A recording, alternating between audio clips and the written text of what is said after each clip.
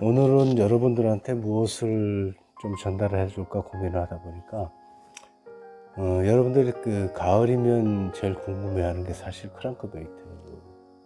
그래서 크랑크베이트에 대한 한번 그 설명을 한번 가져볼까요? 크랑크베이트에 대한 설명이 지금 제가 영상을 찍어 보니까 뭐 중요한 포인트만 얘기한다고 해도 시간이 30분, 1시간씩 돼서 조금 더 너무 지루하지 않게 좀 짧은 시간에 좀 하려고 이제 노력은 하는데, 사실 전달해 드릴 게 많은데 줄이는 게 사실 상당히 힘들긴 합니다.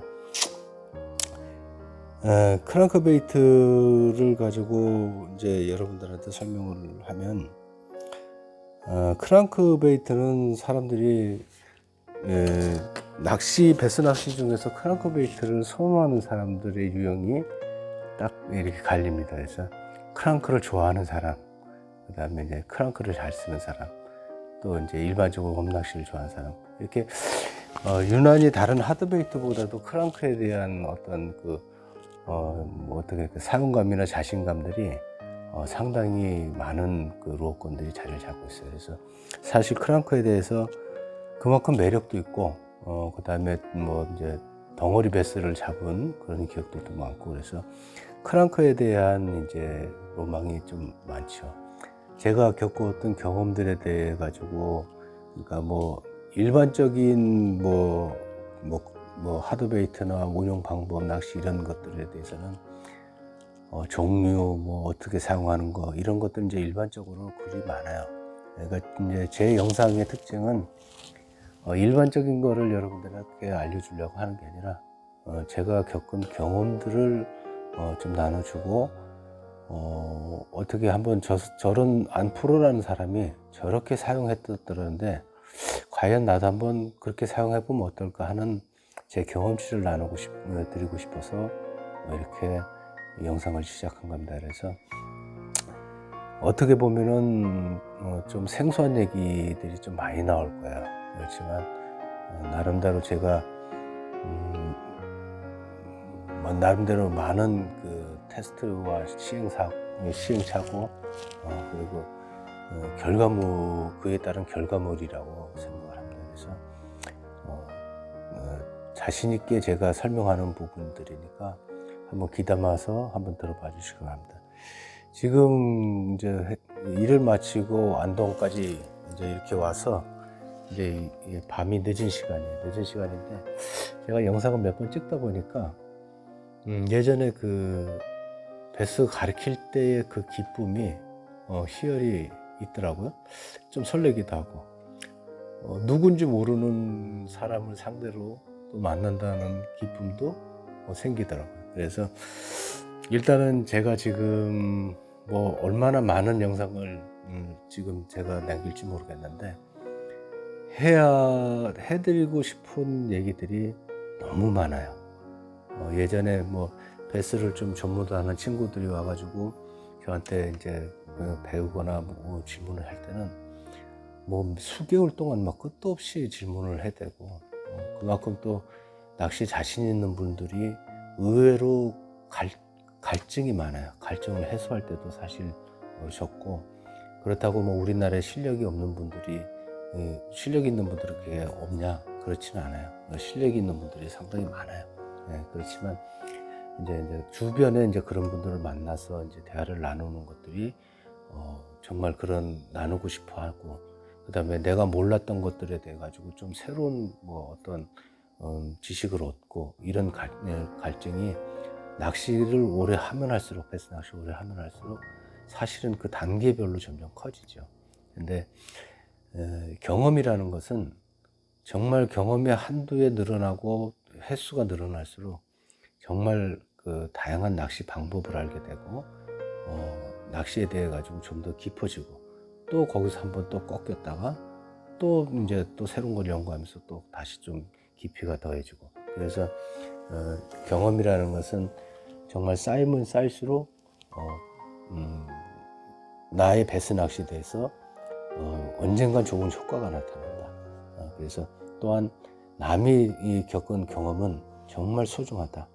그래서 베스 뭐 지금 이 영상을 보고 계신 분들이 저와 같이 뭐 초창기부터 하셨던 분들도 있을 거고, 아니면 뭐 한 오래되신 분들도 있을 거고, 뭐 얼마 안 되신 분들도 있겠지만, 앞에서 뭔가 해오셨던 분들의 그런 것들이 구전이라든 어떠한 뭐 매체를 통해서도 전달하고 내가 한 번씩 해보면서 내 거가 되면서 그 재미에 또 이제 새로운 경험들이 생기는 것 같아요. 그래서 나보다 먼저 했던 사람들의 뭐 예를 들어서 그냥 아는 체 하는 그런 지식이 아닌 경험에 의해서 나오는 지식들은 정말 소중한 거라고 생각합니다. 크랑크베이트에 대해서 이제 설명을 드리면, 지금 이 영상은 민호편과 같이 좀 초급자들이 이를 위해서 연습하는 방법이나 크랑크 사용 방법은 조금 아니고요. 물론 이제 초급자들도 참고는 할 수는 있습니다. 하지만 이 영상의 일단 목표는 어느 정도 갈증을 가지고 있는 분들의, 좀 고급자나 중급자 이상 되는 분들의, 저와 같이 한번 나는 이렇게 경험을 했는데 한번 풀어나가면 좋지 않겠냐라는 취지로 영상을 하는 겁니다. 크랑크 종류는 여러분들이 뭐 이미 많이 사용을 해보셔서 뭐 팻 크랑크, 그 다음에 플랫형의 크랑크, 그 다음에 입의 모양, 뭐 이런 종류별로 크랑크를 많이 사용해 보셨을 겁니다. 그리고 크랑크의 뭐 대표적인 특징은 이제 플로팅이 되는 게 대부분이고, 간혹 이제 서스펜더나 싱킹이 되는 크랑크들이 있죠.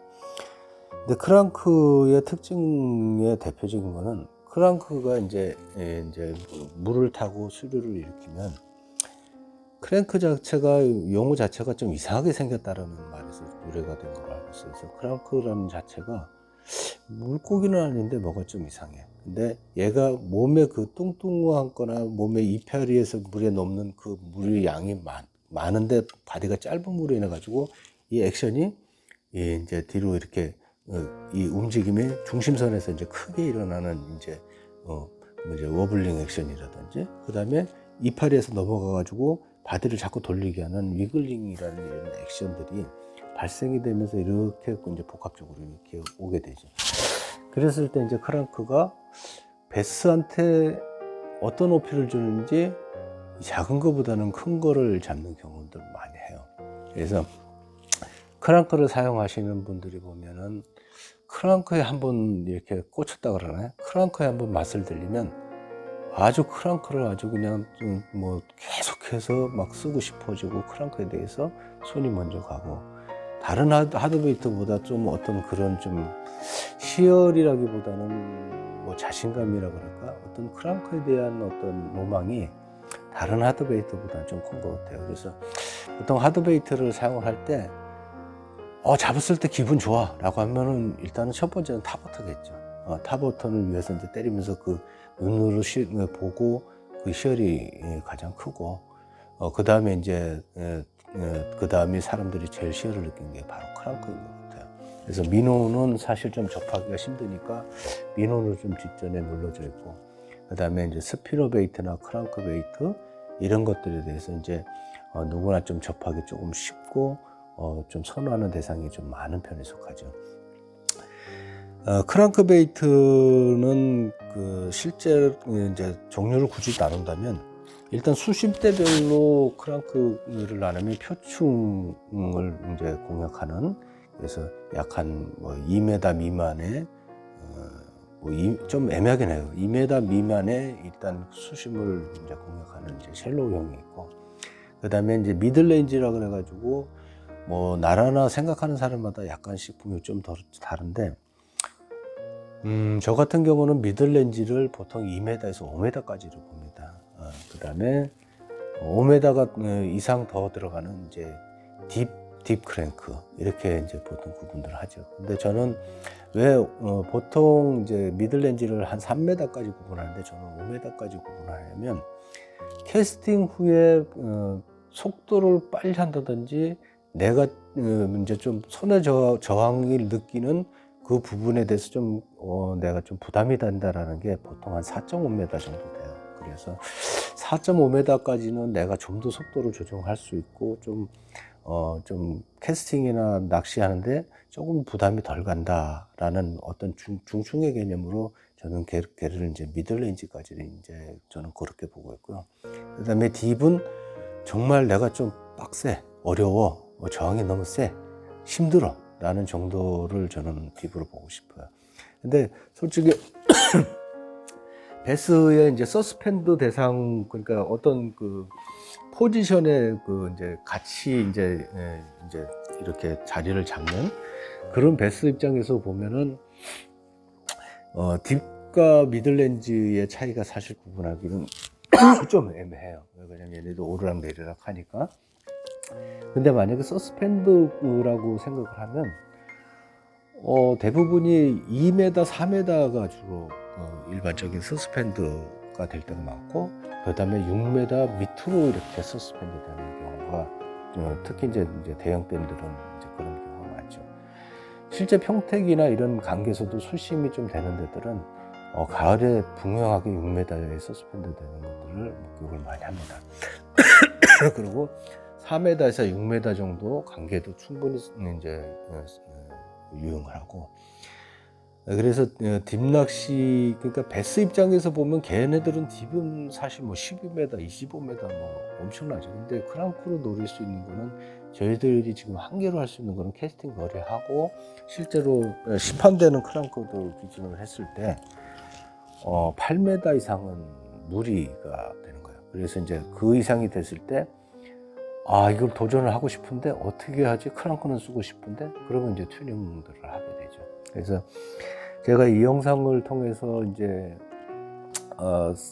이게 아마 영상이 하나로는 못 나갈 거예요. 그러니까 크랑크의 기본적인 이제 우리가 이제 어떻게 운영을 했으면 좋겠다라는 거고, 장비 정도 어떻게 사용하고, 이제 제일 중요한 훅셋을 하기 위해서 어떤 자세 훅셋을 낚시를 해야 되는가에 일단은 초점을 맞춰서 첫 편을 제가 말씀을 드릴 거고, 두 번째는 크랑크베이트의 제일 중요한 거는 사용되는 장소와 계절입니다. 사실 크랑크베이트를 1년 내내 사용을 해도 되는데, 좀 더 효과적으로 크랑크에 대해서 좀 효과를 볼 수 있는 게 그 시즈널 패턴에 맞춰서 하는 것과 그 다음에 그 이제 시즈널 패턴에 맞춰서 하는 것과, 그 다음에 내가 접해서 사용할 수 있는 그 현재의 환경의 그 포인트입니다. 그래서 그 포인트나 시즈널에 대해서 그 크랑크 운영법은 제가 다음 편에서 제가 말씀을 드릴 거고요. 시간을 좀 쪼개겠습니다. 너무 길어서.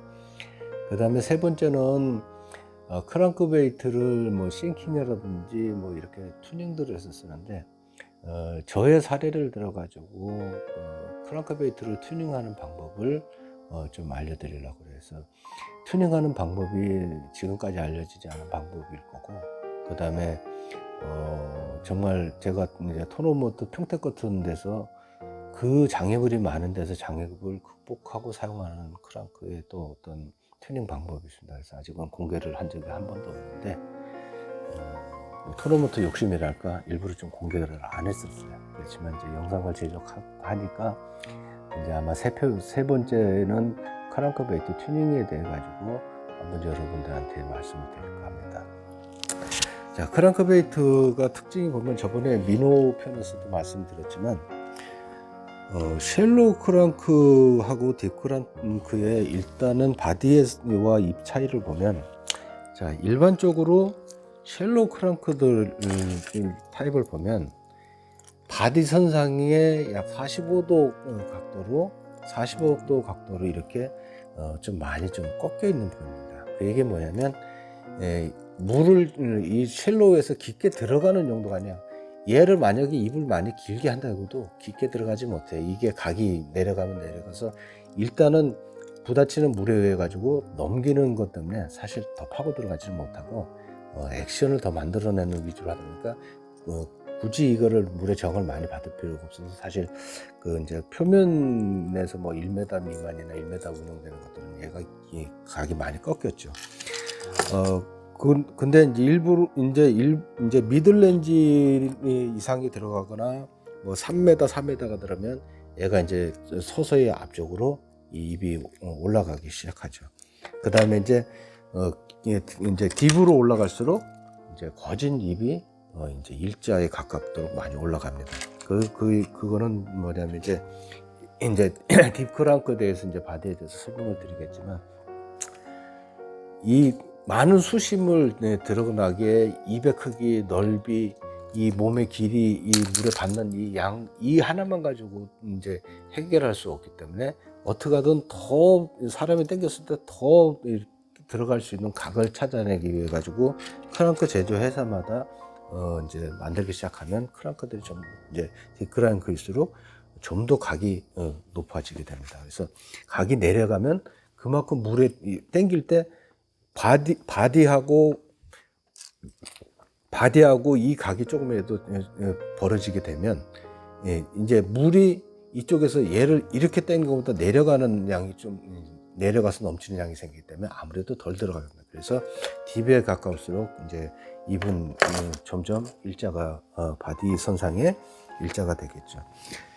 그 셜록 크랑크 중에서 이제 유난히 이렇게 이제 그 탑워터 같이 쓸 수 있는 표면형 셜록 크랑크도 있죠. 그래서 얘 같은 경우는 완전히 이렇게 입이 거진 눕다시피 합니다. 그래서 완전히 직각 90도로 이제 되는 것도 있고 90도로 되어 있는 것들은 뭐 거진 뭐 표면에서 파장만 일으키면서 다니죠. 그래서 이런 그 표면형 파장을 일으키는 크랑크들이 사실 조과가 많이 아주 좋습니다. 그렇지만 일단 그렇게 사용할 때가 있는 거고, 그래서 크랑크들이 일단 모양을 보면 일단 셜로우 크랑크일수록 입은 좀 많이 누워 있다.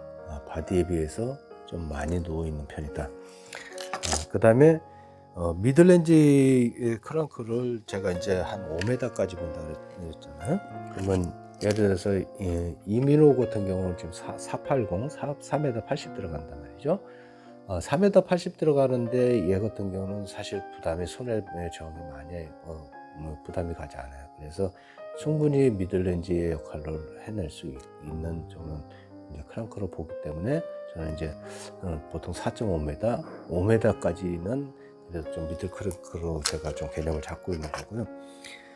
얘 같은 경우는 지금 딱 이제 5m 자명이 가능한 이제 크랑크예요. 근데 이 5m 자명이 되는데 이 이제 바디의 설계로 인해서 그렇게 손에 저항이 많이 발생하지 않는 크랑크죠.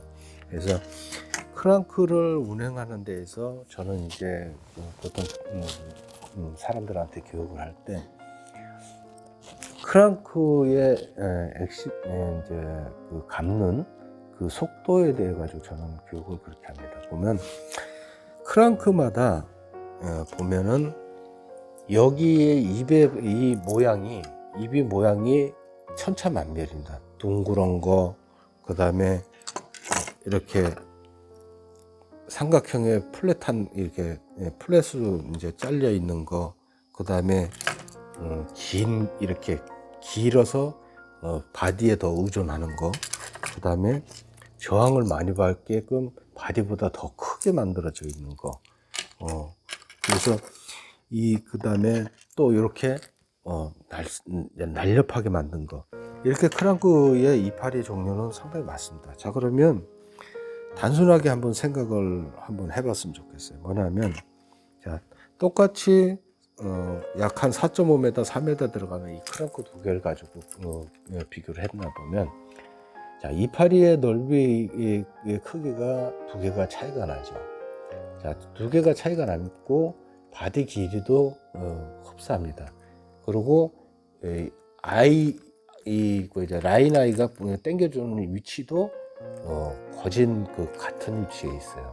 물론 이 라인을 끼는 데가 올라가냐 내려가느냐에 따라서 또 자명이 되는 그 시간이나 그 깊이가 약간씩 차이가 생기게 되죠. 근데 얘 같은 경우만 가지고 하나 설명을 들어보면 똑같은 속도로 만약에 끌어준다고 치면 아무래도 물을 많이 받는 놈이 좀 더 쉽게 들어갈 거고, 물을 받는데 넘기는 양이 많아지는 놈은 아무래도 조금 더 느리게 들어갈 겁니다.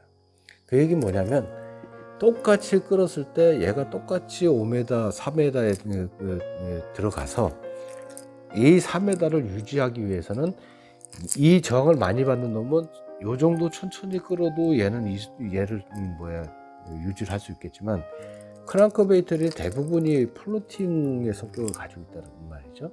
그러면 얘 같은 경우는 얘 속도는 이 정도로 끌어줘도 이 수심대를 유지를 하는데, 얘는 이 똑같은 속도로 가면 이렇게 조금씩 뜬다는 얘기죠. 얘는 얘하고 똑같은 수심을 맞추려면 어떻게 되냐면, 얘는 조금 더 빨리 끌어줘야 이 수심대를 유지할 수 있다는 거예요. 자, 이 얘기는 정말 중요해요. 자, 이 얘기를 왜 하는 거냐면, 크랑크의 연습은 정말 내가 가지고 있는 크랑크를, 이제 사람은 손이 정말 발달이 되거든요. 그래서 내가 가지고 있는 크랑크를 열심히 던져서 손에 느끼는 라인의 장력이나 물의 장력, 그 느낌으로 봤을 때, 아, 얘는 그 수심대에 들어간 것 같아라는 게 많이 캐스팅을 하고 사용하면 느낄 수 있다는 거죠. 그러면 느꼈을 때 얘가 그 수심대를 이루는 조건 중에 가장 그 수심대를 유지할 수 있는 부드러운 그 속도를 찾아내는 거가 크랑크마다 연습을 해두라는 겁니다. 그럼 거꾸로 얘기하면, 베스 입장에서 크랑크는 가장 부드럽고 느리게 운영이 될수록 좋다라고 제가 설명을 드리기 위해서 그럽니다. 그래서 뭐냐면, 그러니까 크랑크를 사용하는데 물론 포인트도 중요하고 계절도 중요하지만, 크랑크를 베스에다 맞춰서 한다는 거는 베스의 패턴에, 그날이 얘들이 오래 바라보는가, 생각을 많이 하는가, 많이 따라오는가, 이런 베스의 패턴에 맞춰서 크랑크를 써야 되는데, 나는 예전에 이 크랑크를 많이 잡았어. 당연히 손이 얘만 갑니다. 근데 얘하고 그러면 쓰는데, 일반적으로 사람들이 두 개가 쓰는 속도가 똑같다라는 거죠. 그러면 만약에 이 사람이 쓰던 습관이 얘가 5m 들어가는 습관을 해줬다면 얘나 다 똑같이 5m, 3m 들어가겠죠. 근데 평소에 내가 잘 잡았던 속도가 좀 느렸어. 그러면 얘는 5m 들어가, 얘는 내가 원하는 수심에 들어가겠지만 얘는 못 들어간다는 얘기예요. 그러면 그 얘기는 뭐냐면, 베스가 생각을 해서 먹겠느냐, 또는 정말 자극에 의해서 먹겠느냐, 제가 자주 그 얘기를 하죠. 그래서 생각을 해서 먹게 하기 위해서는 정말 크랑크베이트가 그 베스 입장에서 일정한 액션을 베스가 좋아한다 했죠. 일정하게 가는데, 내가 오늘 얘네들이 관심을 갖고 가는 속도가 오늘은 느린 게 반응할 수 있고, 생각보다 조금 빠를 때 반응할 수 있다는 거죠. 그렇게 된다면 어떻게 되겠어요?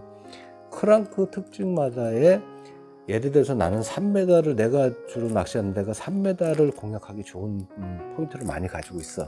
그럼 3m에 많이 치중을 하겠죠. 그럼 3m 미들레인지 크랭크마다의 그 입에 맞는 면적과 바디에서 같이 포함되는 이 면적의 저항력이 다 다를 수가 있어요. 바디의 뚱뚱한 이 펫의 이 어떤 크기에 의해서도 달라질 수 있죠. 제일 일단 큰 영향은 잎에 물에 닿는 면적이겠죠. 얘가 다른 거에 대해서 연습을 해두면, 내가 사실 극과 극만이라도 연습이 됐으면, 내가 오늘 상황에서 얘들이 오늘 왠지 좀 천천히 운행하는 거에 강하게 입질이 들어오고 반응이 좋아 라고 했으면, 내가 평소에 연습했는데, 얘가 내가 가지고 있는 크랑크 중에서 제일 최대한 운행할 수가 있어. 오늘은 생각보다 얘들이 너무 느리니까 그냥 살짝 건들고 간다든지, 왠지 따라오는 것 같은데 안 먹어. 그러면 조금 더 빨리 해볼까? 라고 하면, 그렇게 가는 빨리 같은 수심 시간에 빨리 할 수 있는 크랑크를 선택할 수가 있겠죠. 다만 이제 조금 더 세밀해진다면 그 사이에 있는 크랑크도 특징별로 사용할 수 있는 연습을 할 수가 있습니다. 너무 어렵습니다. 사실은 너무 어려워요. 그렇지만 저는 이제 중급자에서 고급자라면 내가 가지고 있는 크랑크의 같은 수심대를 수심대의 크랑크가 여러 개 있는데 좋대더라. 이거 예뻐 보여. 이런 거 위주로 크랑크를 사용하시거나 쓰지 마시고 자꾸 쓰실 때마다 표면 이 특징들을 알아두면 많이 쓰시면서 크랑크에 대해서 누가 물었을 때 설명할 수 있는 능력도 생길 거잖아요. 또 누군가 나에게 뭐 제작 의뢰가 들어왔을 때 또 제작을 할 수 있는 나한테 좀 어떤 경험치가 생길 거잖아요. 그러기 위해서는 정말 다양하게 써보여야 됩니다. 다양하게 쓰기 위해서 입 모양이 뭐 밑에가 잘려있던 둥그러던 빼죽하던 넓던 바디까지 선이 돼 있던 이런 다양한 것들을 같은 수심대로도 다양하게 써보면 나름대로의 특징을 알게 된다는 거죠. 그래서 제가 리트르브 이제 감는 낚시가 배스한테 상당히 어필한다는 얘기를 좀 자주 해요. 그러면 실제 크랑크를 이제 사용을 하는데 그냥 예를 들어서 크랑크가 관심을 갖는 속도로만 계속 유지를 해서 이렇게 한다면 사실 크랑크 운영할 때 배스 많이 따라와요. 따라오는데 따라오다가 가는 거죠. 따라오다가 가죠. 왜? 자기가 따라오는 동안에 머리가 자꾸 초기화만 될 뿐이지 얘를 그냥 생각하고 먹을 수 있는 그날 패턴에 맞질 않아요. 또는 따라오는데 뭐가 휙 지나가는데 뭐지 하고 반사할 수 있는 또 그런 속도도 아니에요. 근데 보통 이제 한 일정한 속도로 자기가 원하는 속도 쓰던 속도로만 쓰게 되면 우연히 그 배스의 그 포인트별이나 그 배스의 그 물속 상황이 패턴이 그 속도에 맞았기 때문에 맞아 떨어진 거예요. 그러면 그게 사람을 이제 혼란을 빠뜨린 거죠. 그 사람이 그 다음부터 크랑크를 쓰면 그거를 잡을 확률이 많고 그 속도에 맞춰서 크랑크를 운영할 확률들이 많다는 거죠. 근데 운이 없게, 이건 운이 좋은 게 아니에요. 운이 없게 몇 번을 연속해서 그런 많이 경험이 있다면 그 사람은 평생 그냥 그 속도로 크랑크를 운영을 할 겁니다. 절대 크랑크는 그 종류에마다 물에 받는 저항마다 바디의 모양마다 크랑크가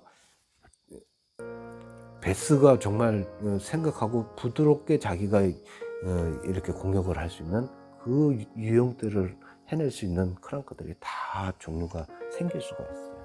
그래서 좀 어떻게 보면 너무 막연하고 말도 안 되는 소리일 수도 있지만 제가 그렇게 교육을 하고 저도 그렇게 사용을 해서 실제로 많은 효과를 봤었어요. 그래서 크랑크에 대해서 뭐 딥 크랑크 가지고는 사실 그렇게 연습하기는 힘들어요. 워낙 저항이 세니까 사실 구분도 잘 안 돼요. 그리고 또 종류도 딥 크랑크는 종류가 많지 않아서 속도를 뭐 조절하고 뭐 이럴 만한 거는 잘 안 돼요. 그래서 이따 딥 크랑크 쪽에 설명을 드리겠지만 사실은 크랑크는 지금 이제 안동 토너먼트 같은 경우 가을에 이제 좀 유행을 타고 뭐 해서 이제 그다음에 이제 라이브 스코프라는 게 이제 우리 눈에 보이고 하니까 이제 그 딥크랑크 6m, 8m에 대한 이제 자꾸 이제 뭐 좀 막 욕구가 생겨서 이제 딥크랑크에 대한 사실 그런 게 이제 좀 많이 좀 활성화가 되고 있는 상태인데 딥크랑크를 가지고 이제 운용을 하면 저항감이 이제 사실 손이 너무 되기 때문에 그 속도 조절이 얘가 정말 이 크랑크에 맞는 저속일까라는 건 사실 구분하기는 힘들죠. 그래서 그거는 이제 딥크랑크 쪽에서 조금 더 보충적으로 설명해보고 대부분이 사실은 크랑크를 제일 많이 쓰는 거는 표면 1m 내외를 쓸 수 있는 크랑크하고 1m의 전후죠. 그 다음에 제일 많이 쓰는 게 3m, 4m입니다. 나중에 제가 이제 이제 서스펜드 민호에 대한 공략법, 그다음에 나무나 장애물에 서 있는데 어떤 층인지 모르지만 배스가 있는 거에 대한 그 수심대별 공략법에 대해 가지고 낚시 방법을 제가 이제 또 알려드릴 때가 있을 거예요. 저는 2m 서스펜드 공략법이라는 게 있어요. 그래서 이제 보통 이제 장성에 나무 서 있는 데나 이제 뭐 서스펜드 베스 평택에서 이제 제가 이제 교육을 할 때 2m의 중요성을 제가 이제 설명을 해서 하는데, 그거는 이제 추후에 말씀을 드리고, 자, 미들렌지 3m, 4m가 왜 중요하냐면, 베스가 정말 그 이제 6m, 뭐 8m, 뭐 이제 점점 12m 이렇게 서스펜드 될 때가 많지만, 빙어나 먹이고기들이 밑으로 완전히 내려가는 계절이 아니고서는 대부분 사실은 3m가 가장 베스가 서스펜드가 제가 경험치로 봤을 때 제일 많아요.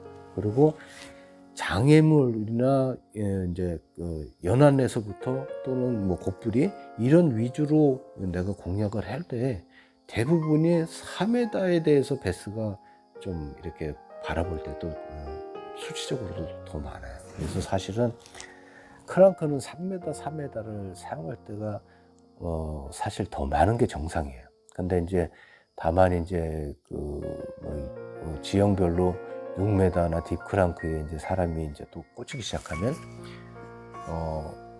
내가 오늘 낚시를 하는데 가을이었으니까 작년에 난 6m로만 잡았으면 낚시 자체도 6m를 노리는 낚시밖에 안 해요. 근데 옆에서 우연찮게 웜을 갖다 그 연안에 던졌는데 1m, 2m 브레이크에서 덩어리가 나와버리는 거죠.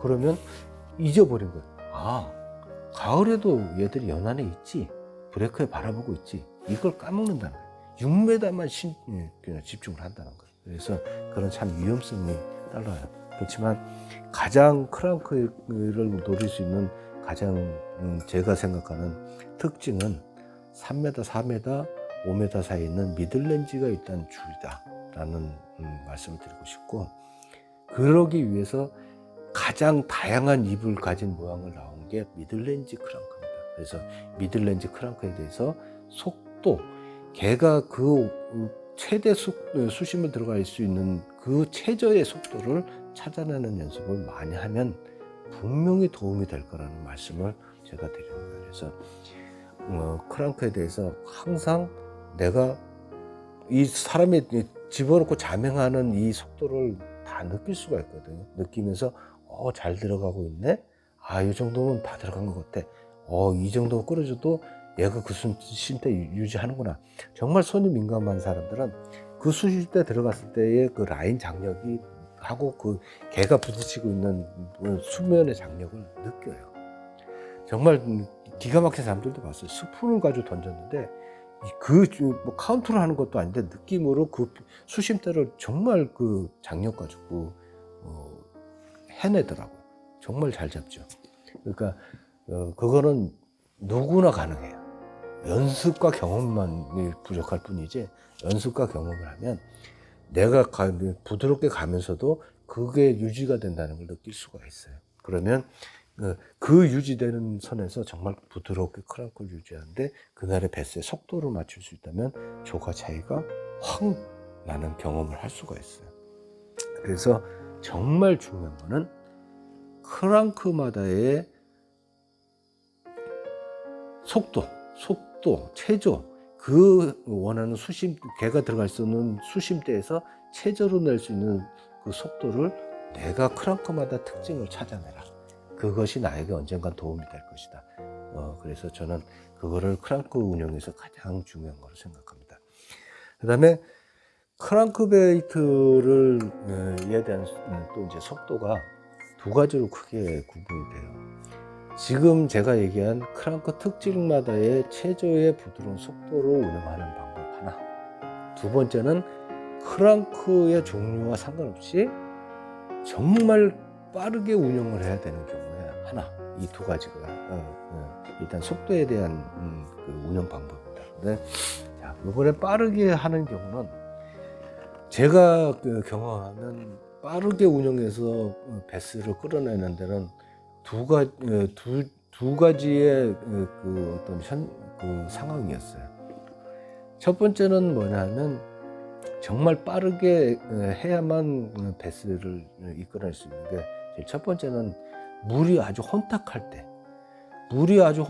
때는 정말 천천히 크랑크를 해도 잡혀요. 근데 정말 내가 할 수 있는 속도로 최대로 했을 때 그 크랑크가 훨씬 효과가 나요. 그래서 그거는 뭐냐면 베스가 그 이제 리액션이죠. 자극을 받아서 그 이제 이렇게 그 입질을 하는 거는 베스가 눈으로 보는 자극보다는 측선이 더 심하다는 거죠. 파장에 있어. 고기의 그 생태적으로 감각적으로 느껴서 따라가는 게 더 빠르기 때문에 지금같이 이제 물이 혼탁해서 지금 이제 물이 혼탁해서 잘 안 보인다. 얘들은 당연히 측선에 더 의존할 거라고 저는 생각해요. 그래서 정말 빠르게 하면 오히려 뭔가 지나가는 걸 얘가 따라가게 되고 뭐지 그러고 계속 치는 확률이 더 많은 것 같고, 혼탁한 데서 뭔가 이렇게 부드럽고 똑똑똑똑 지나가면은 얘가 이렇게 쳐다보다 이거 금방 놓쳐버려요. 왜? 시야에 의존하는 게 있기 때문에. 그래서 제 생각에는 물이 혼탁할 때에 정말 빠르게 운영을 하면 좋더라. 그 다음에 두 번째는 가을입니다. 늦가을. 늦가을에는 애들이 어떤 경우에 있냐면 생각보다 얘들이 이렇게 이렇게 좀 입에 이렇게 이제 물고서 한참 동안 이렇게 좀 담아있질 않아요. 여러분들 이제 하다 보면 쇼파이트라고 그러죠. 되게 짧게 나죠. 웜낚시를 하면 특히 가을에 이럴 때는 천천히 운영을 해주면 얘들이 브레이크 밑에 있거나 어떠한 모기 활동을 하는 장소나 어떤 장애물에 있는 놈들은 이렇게 지나갈 때 그 느리더라도 오면서 훅 치고 내려가거나 경쟁에서 훅 치고 내려가기 때문에 충분히 가능해요. 근데 이제 보편적으로 이제 사선을 타고 내려온다든지 뭐 브레이크를 지나오게 한다든지 뭐 능선 위로 바텀을 한다든지 이럴 때는 정말 빠르게 해주면 좋아요. 그 다음에 이제 또 빠르게 운영하는 경우에 계절과 상관없이 장소로 또 한 가지 그런 경우가 있어요. 뭐냐면 석축이나 바위가 많은 곳에서 그 이제 바위 틈이나 이렇게 이제 거기에 유생하는 그 이제 베이트피시나 새우나 이런 것들을 이제로 먹이 대상으로 하는 애들은 이 뭔가 바닥을 빨리 지나가는 거에 자극을 많이 받고 잘해요. 그래서 이것도 하나의 요령인데, 내가 석축이 쭉 이어지는데 낚시를 한다 그러면 사선으로 해서 수심대 공략할 때는 빠르게 액션하는 것보다 아까 말씀드린 속도를 찾아내는 크랑크 운영이 좋고, 사선으로 치면서 내가 앞으로 진행한다 그러면 정말 빨리 운영을 하면 조과가 상당히 좋습니다. 그래서 장소에 따라서 특별적으로 좀 빨리 운영을 해서 조과를 보는 거는 뭐 석축이 된다든지 뭐 돌이 구성이 된다든지 뭐 어떤 이제 이제 직벽인데 뭐 이제 좀 직벽을 내가 나란히 돼 있어서 이걸 내가 얘네 수심이 오늘 몇 메다라고 판단이 되면 그 수심대로 노릴 수 있는 이 낚시가 가능하다면 이제 그럴 때 이제 빠르게 공략하는 거, 그러니까 지표면을 보고 공략할 때 빠르게 하는 그런 장소적인 게 있고, 계절적이나 보통 이제 그 상황에 맞는 거 보면 흙탕물이 지거나 늦가을에 입질이 애들이 많이 오래 물고 있지 않은 그런 상황에 빨리 돌아서는 이런 상황에는 조금 더 덜 돌아서기 위해서 자극에 더 의존하는, 그래서 빨리 운영해 주는 게 좋습니다.